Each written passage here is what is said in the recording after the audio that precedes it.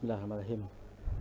Assalamualaikum warahmatullahi wabarakatuh. Waalaikumsalam warahmatullahi wabarakatuh. Halo semuanya, selamat datang di PNS Podcast Ngobrol Santuy. Tempat di mana kita ngobrol santai tapi bermakna tentang dunia pendidikan.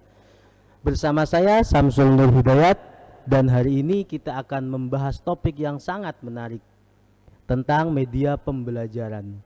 Tetapi bukan hanya sekedar teknisnya saja. Kita akan menggali perjalanan inspiratif dari seorang narasumber yang sudah malang melintang di dunia pendidikan.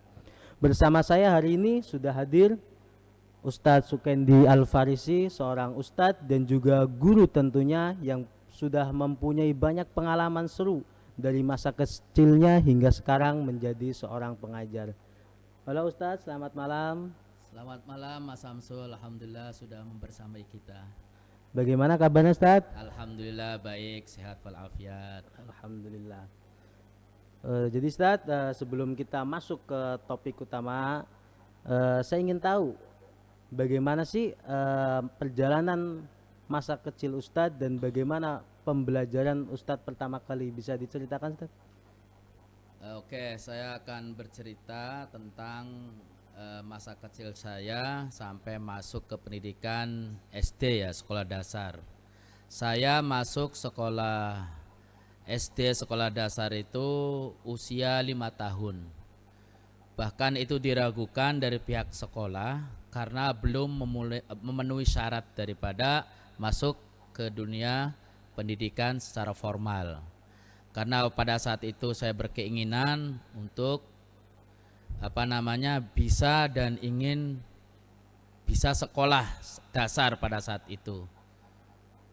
Kemudian setelah saya didaftarkan oleh orang tua dengan usia yang masih muda, masih kecil, itu dari pihak sekolah sedikit agak meragukan karena standar daripada sekolah pada saat itu penerimaan usia ya, kategori usia itu harus 6 tahun sampai 7 tahun.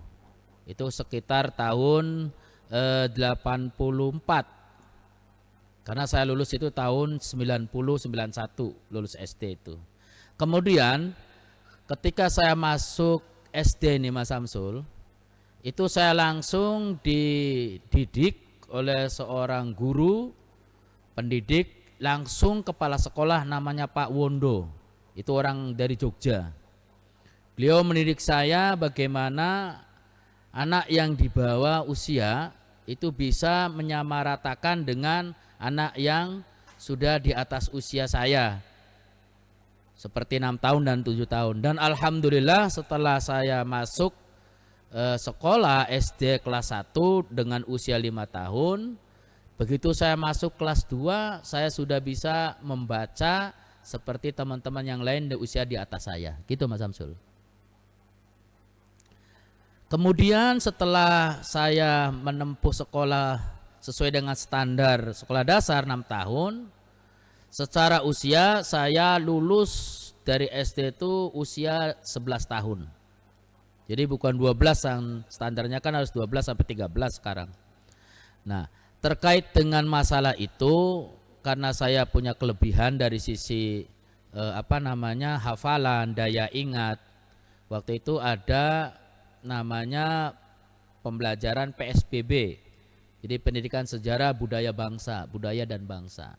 Mungkin kalau sekarang istilah PKN kali, pendidikan kebudayaan nasional.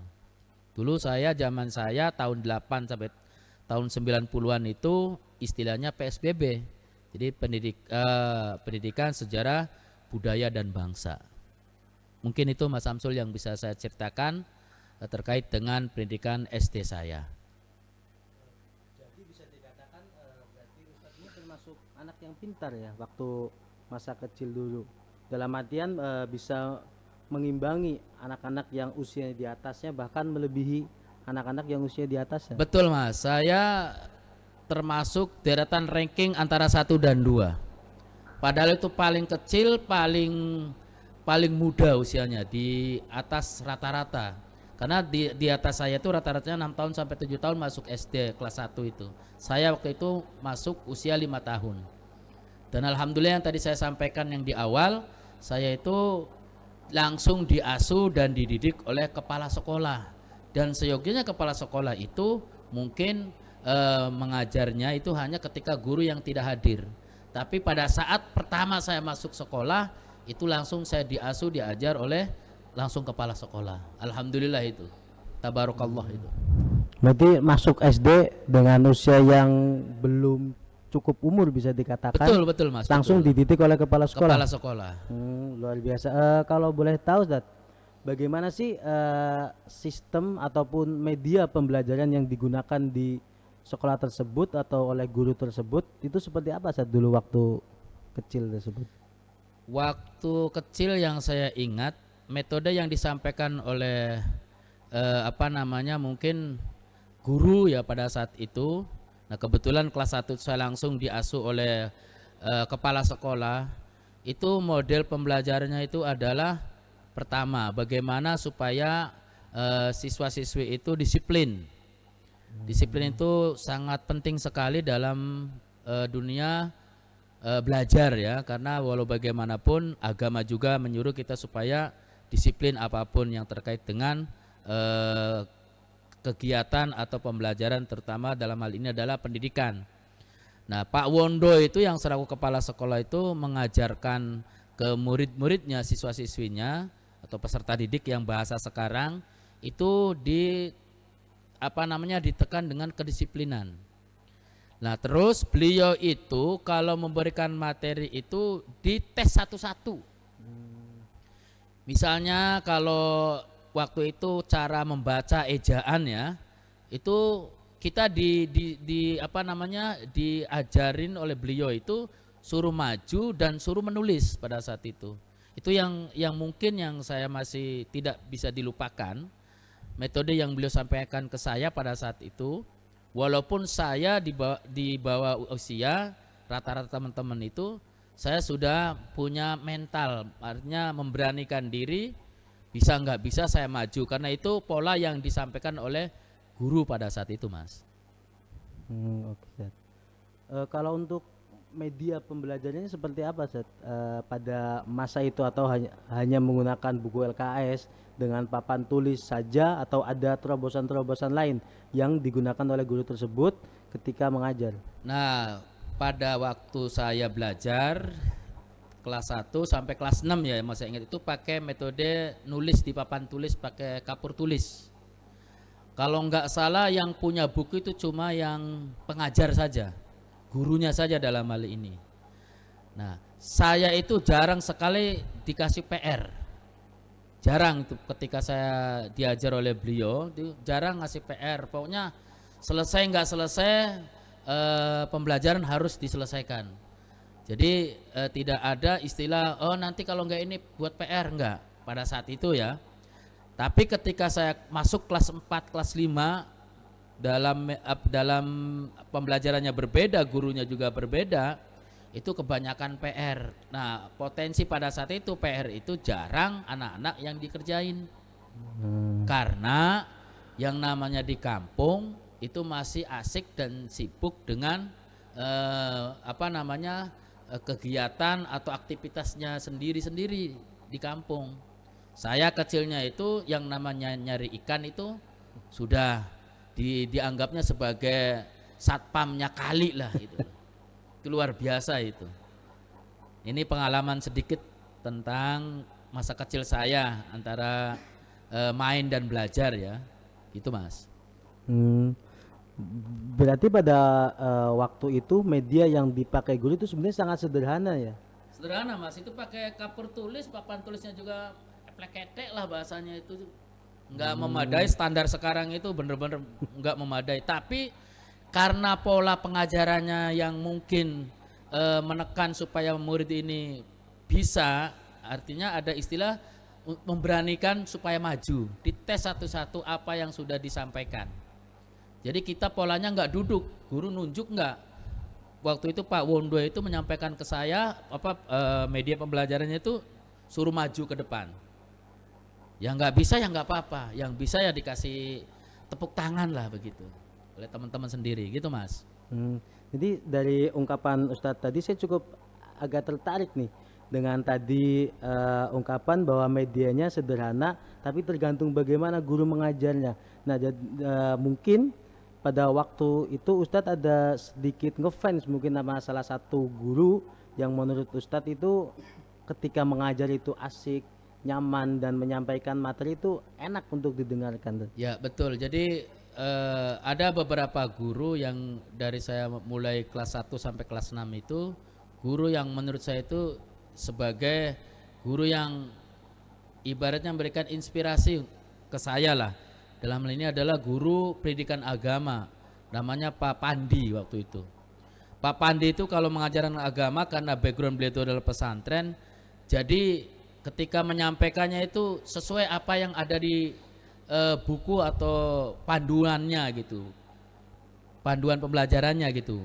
Jadi misalnya masalah fikih tentang praktek sholat, beliau tuh langsung semua murid-murid beliau itu ketika yang mengajar beliau itu praktek sholat itu benar, cara wudhunya harus bagaimana, cara rukuknya ketika sholat itu takbirnya bagaimana, ketika ruku i'tidal itu beliau benar-benar.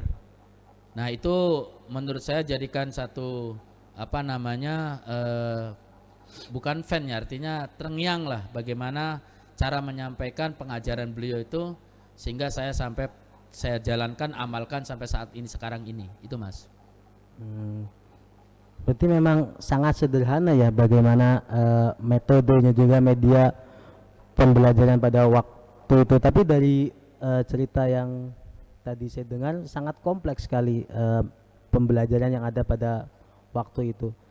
Nah, saya sempat membaca background Ustadz, saya melihat itu setelah lulus SD itu masuk pesantren, apa betul? Betul Mas. Jadi bahkan saya itu selesai ujian, belum tanda tangan, belum sidik jari, belum itu dan ini, selesai hari ini ujian, besok saya diberangkatkan pesantren pakai sepeda ontel oleh orang tua.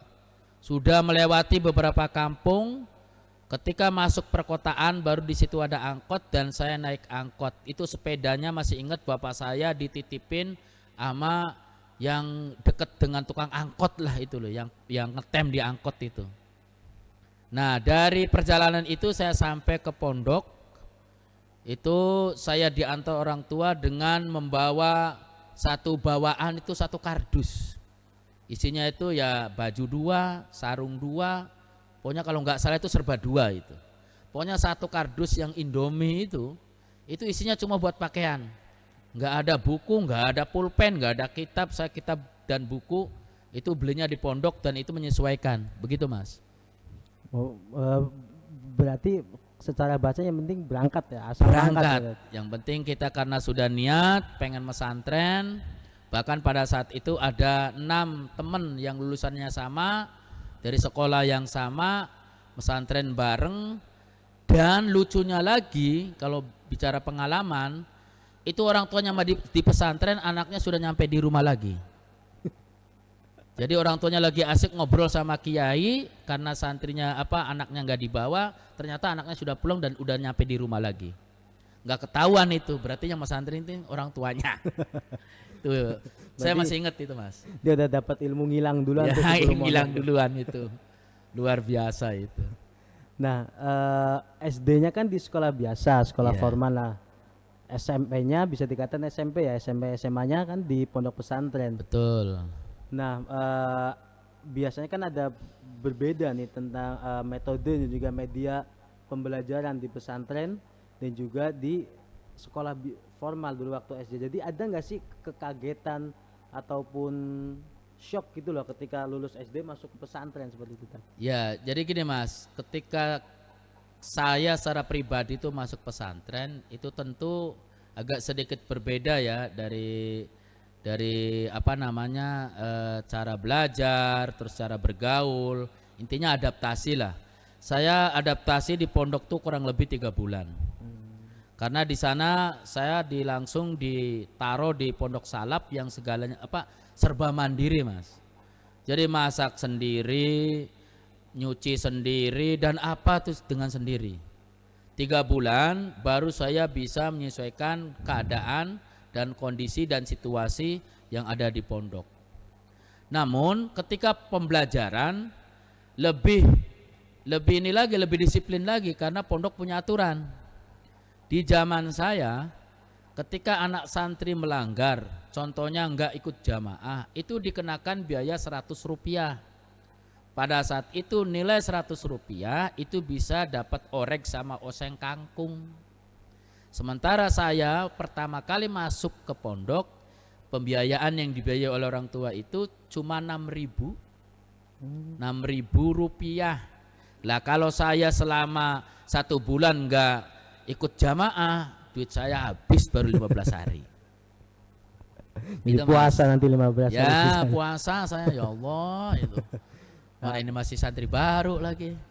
Nah kalau itu kan ada pendidikan kedisiplinan Zat. Nah Betul. kalau pendidikan atau pengajaran di kelasnya itu seperti apa Zat? Bagaimana Ustadz ngajar itu seperti apa waktu di kelas?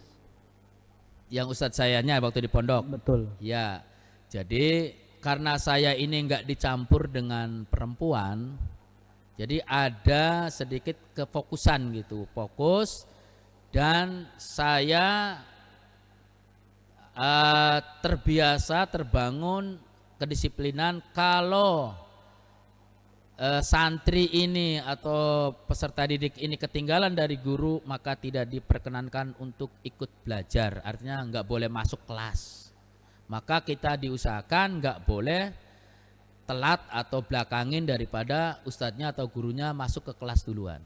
Jadi kita ini kalau telat keduluan gurunya itu enggak boleh masuk kelas. Alhamdulillah itu saya salap tapi disiplin waktu itu.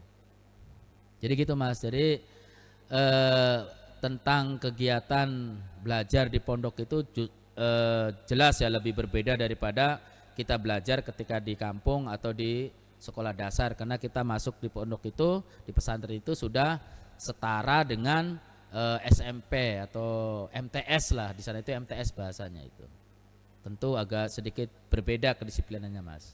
Begitu.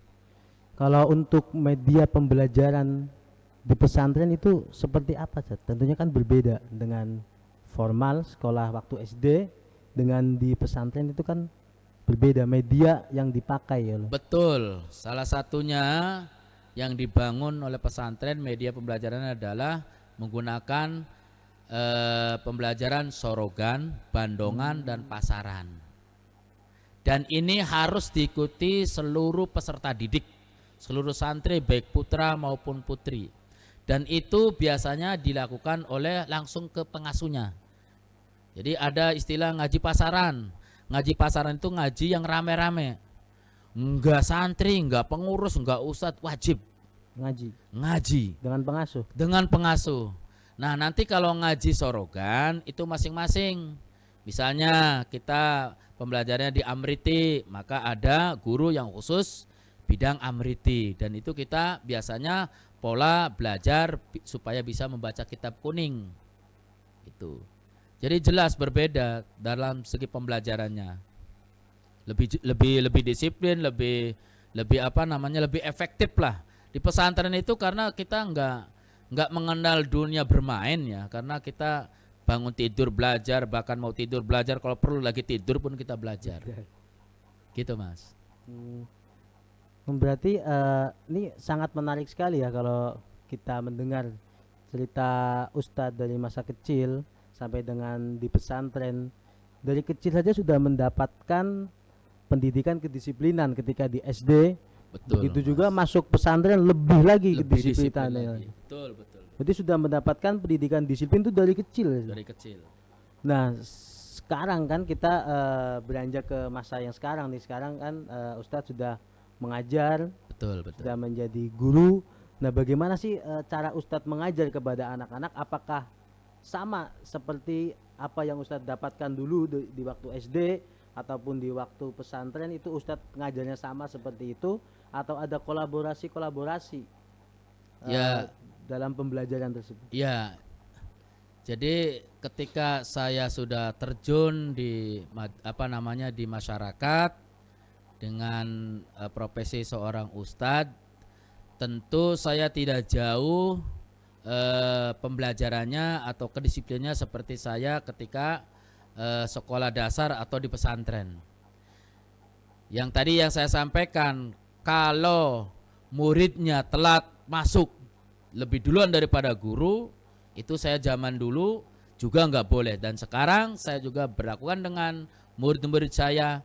Duluan saya, muridnya belakangan, saya tidak perkenankan untuk masuk ke kelas sampai terakhir pembelajaran.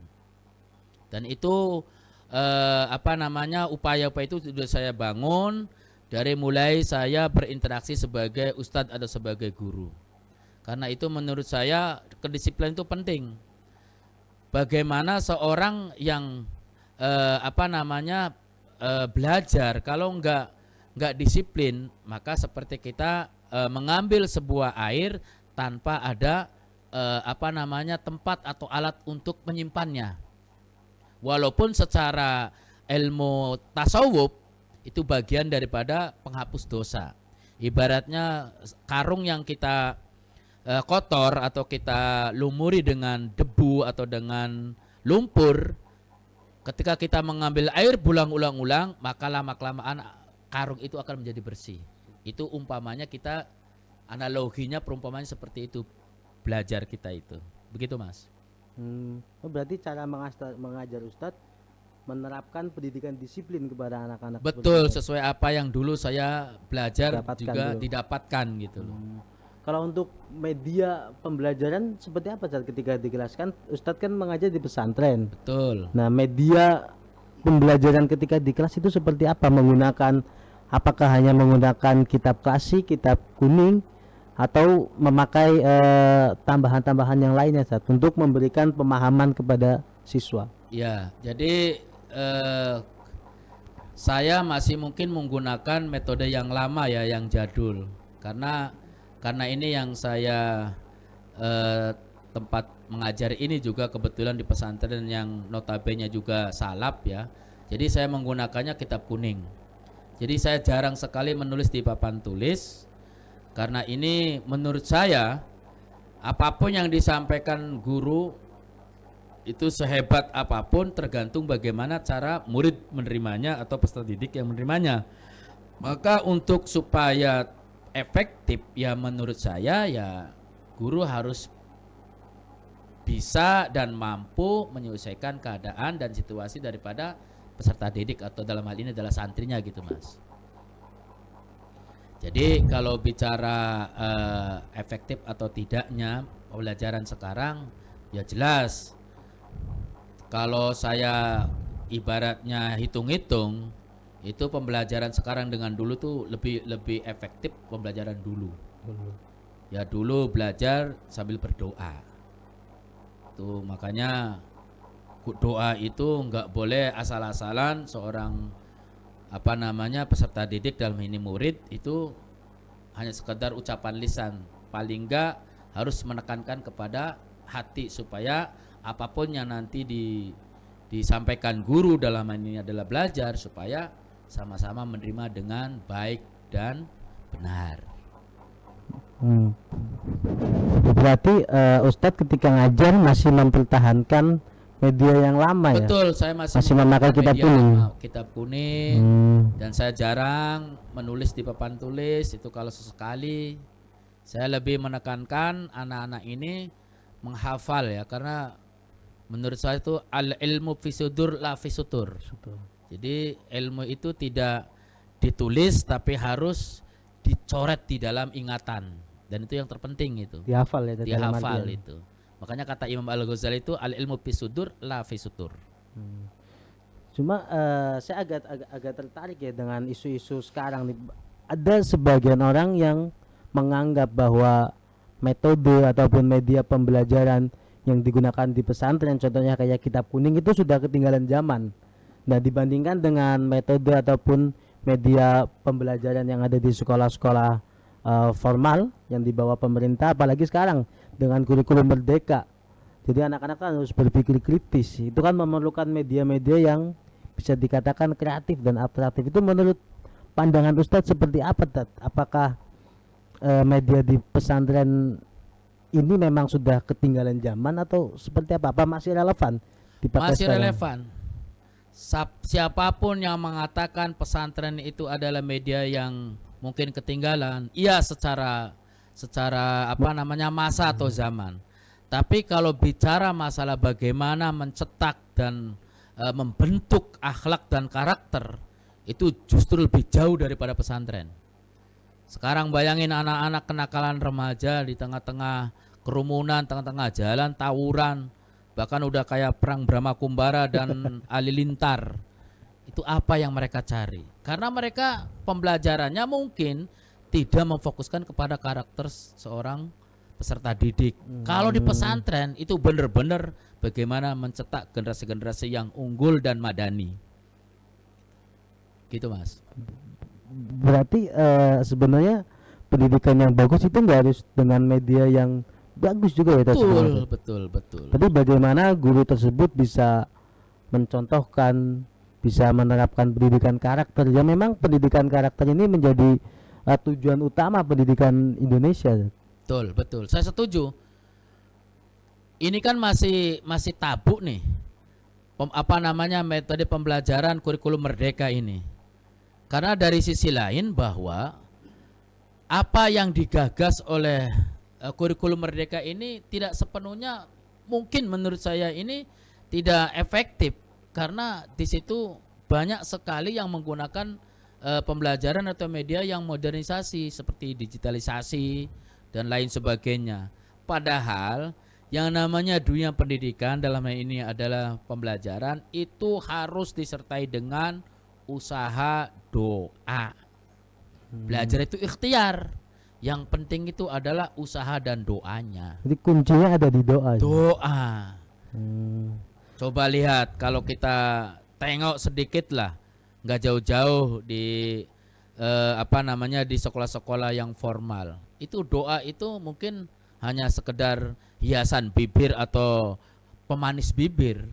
Tapi nggak bagaimana supaya doa ini menjadikan satu kebutuhan dalam hal apa saja, perbuatan atau pekerjaan gitu Mas. Baik, Ustaz. Kita kembali ke media pembelajaran tersebut ya yang tadi Ustadz pakai ketika mengajar itu kan masih sama dengan apa yang Ustadz dapatkan dulu di pesantren ya, dengan kitab kuning.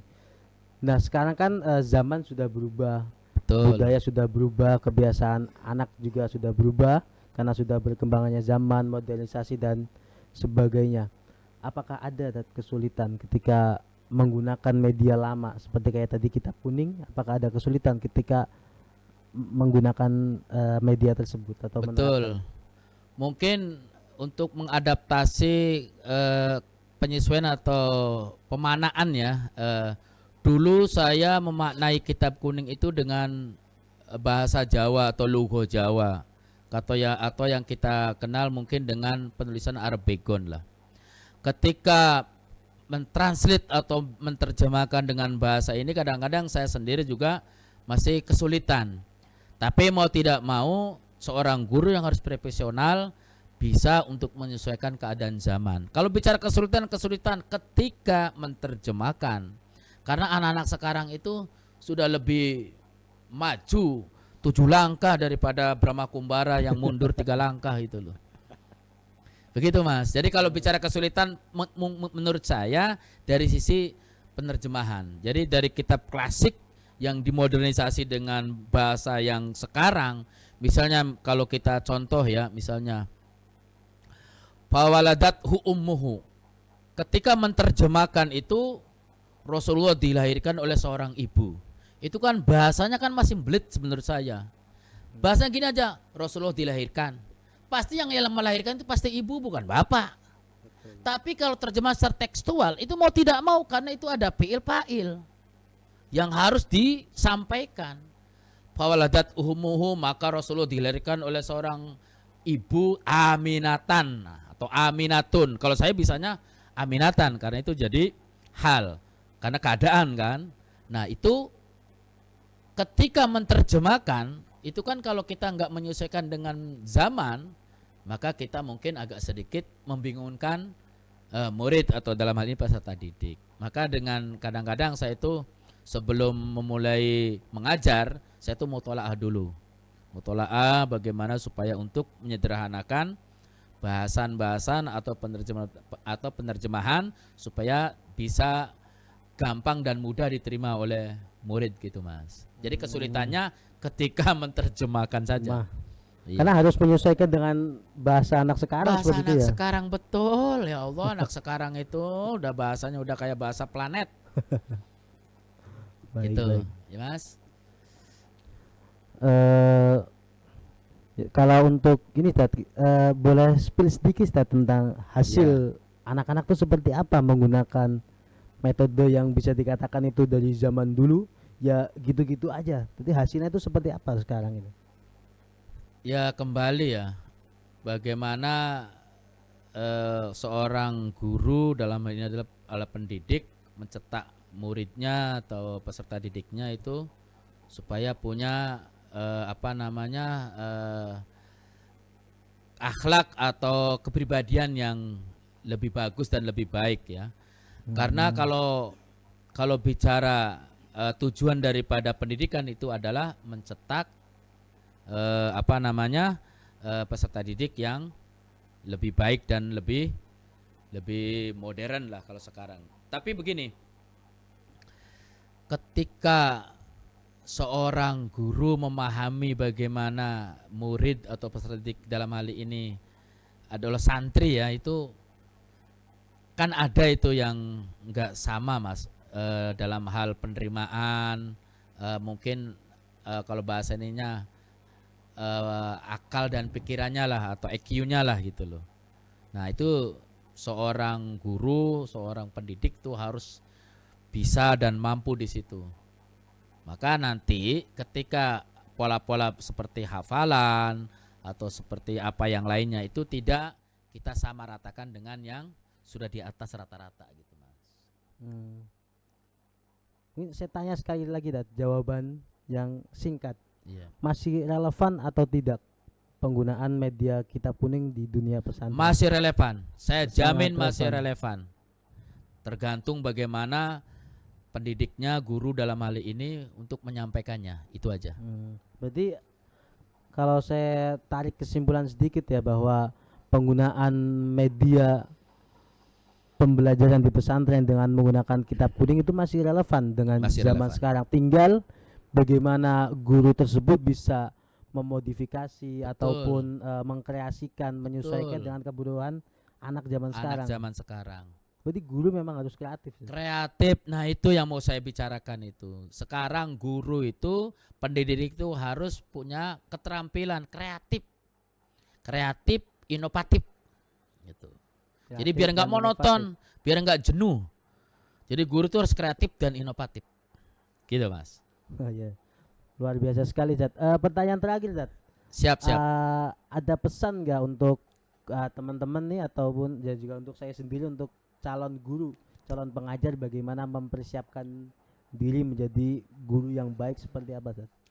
Ya, jadi saya sampaikan untuk teman-teman dan sahabat, ketika kita sudah menyandang gelar seorang guru atau pendidik, tolong usahakan dan perhatikan peserta didiknya. Sehebat apapun seorang pendidik, seorang guru, kalau tidak mengerti dan memahami keadaan situasi muridnya atau dalam hal ini peserta didiknya. Jadi saya sarankan bagi teman-teman yang calon-calon guru, tolong persiapkan diri, jadilah guru yang kreatif dan inovatif. Itu Mas. Baik, saya terima kasih. Luar biasa ya teman-teman, bagaimana kita mendengar langsung tentang media pembelajaran di pesantren masih bisa tetap efektif, tetap eksis meski sangat sederhana, tetapi hasilnya bisa dikatakan sangat luar biasa. Alhamdulillah kita sudah berada di penghujung acara.